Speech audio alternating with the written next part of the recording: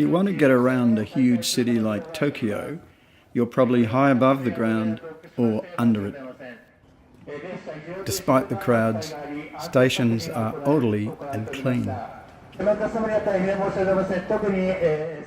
carriages are packed at certain times of the day, so it's best to leave peak hours to the workers.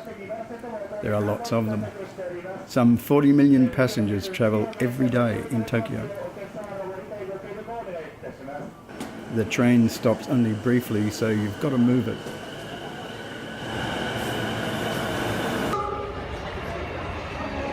Queuing behaviour attests to the basic good manners of Japanese people.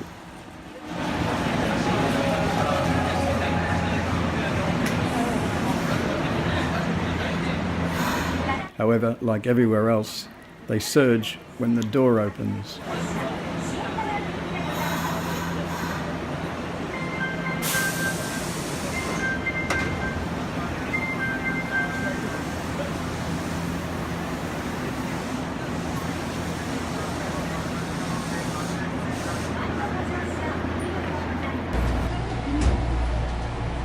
It's much less crowded at non-peak hours on outer suburban trains.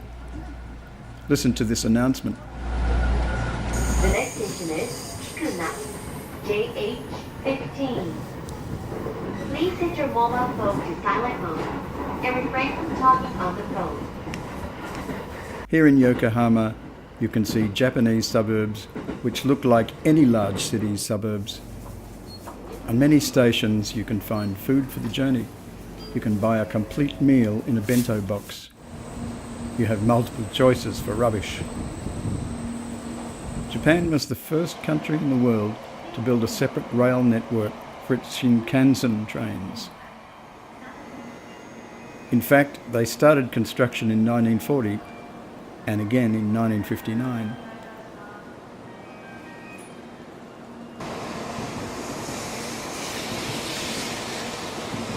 Today, there are 2.7 million kilometres of rail.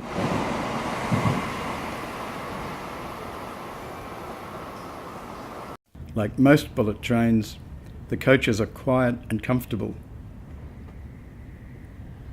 Although you do get the feeling you're on an aeroplane. Even smokers are catered for. This guy is probably just puffed away in the special smoking room on board. Passengers eat from a bento box rather than buying food on the train. They're very good.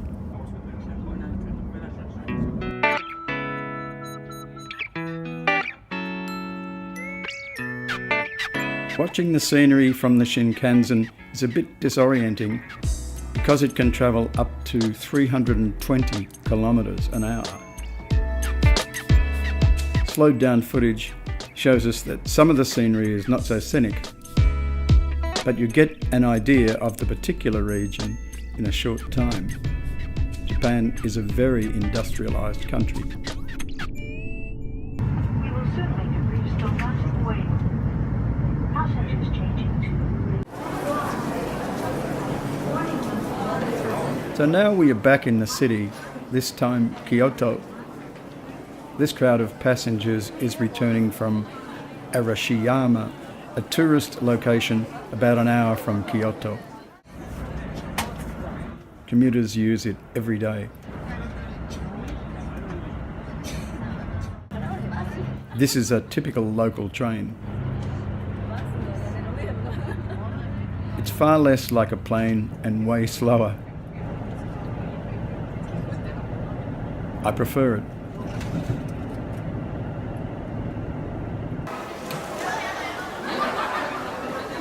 Kyoto Station is usually crowded and quite stimulating for a visitor.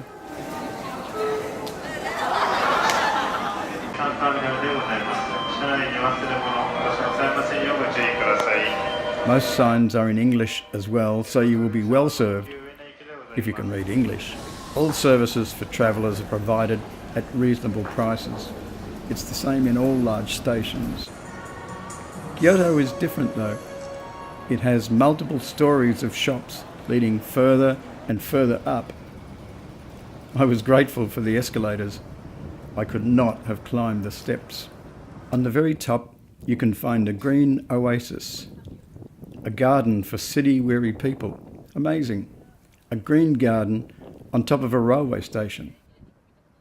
With an entry like a castle gate, Kanazawa Station is a harmonious blend of old and new.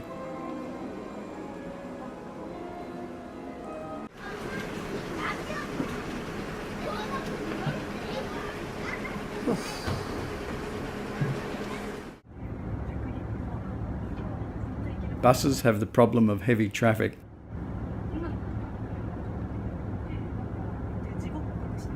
Then there's the tour buses, plenty of them. All I can say about tour buses is, get off. So I'm staying on the 202 and I maybe should be on the 207, which is ahead of me. So it's about 10 past 10. I'm getting tired.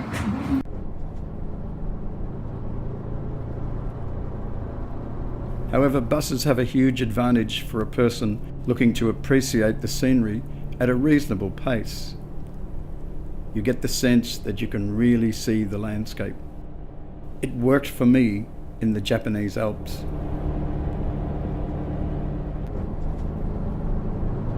You also get to understand that scenic areas are not always brochure pretty.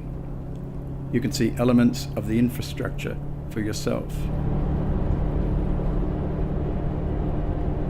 I was trying to get to Takayama, but the train stopped at Jero, unfortunately.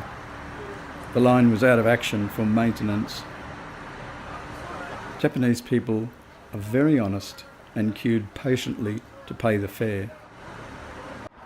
I'm waiting at a bus stop because the train couldn't go through all the way. We had to stop at Jero, get off, wait for about an hour and a half, and then catch a bus, which is due to arrive in about 30 minutes. It's really fairly frustrating, but I took advantage and had it noodles next door.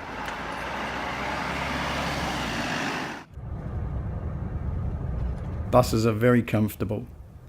This was a typical Intercity bus driving through the Japanese Alps, which I imagine being snow-capped in winter.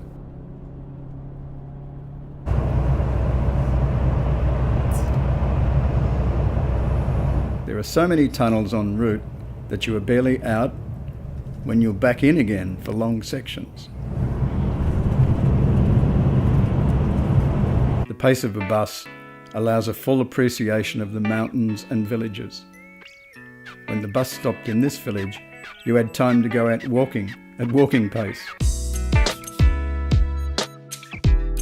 The surrounding forest provided the building materials for these lovely old buildings.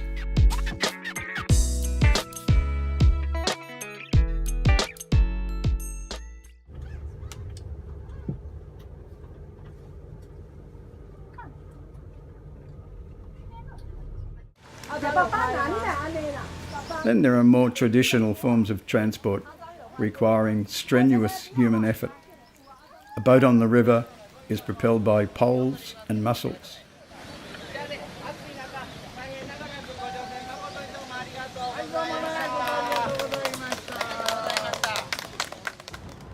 Legs propel other modes. There are plenty of bicycles in cities for tourists to hire and bicycle tours.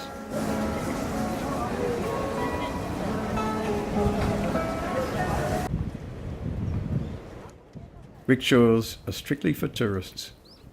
And there's always plain walking, probably the best way to get around.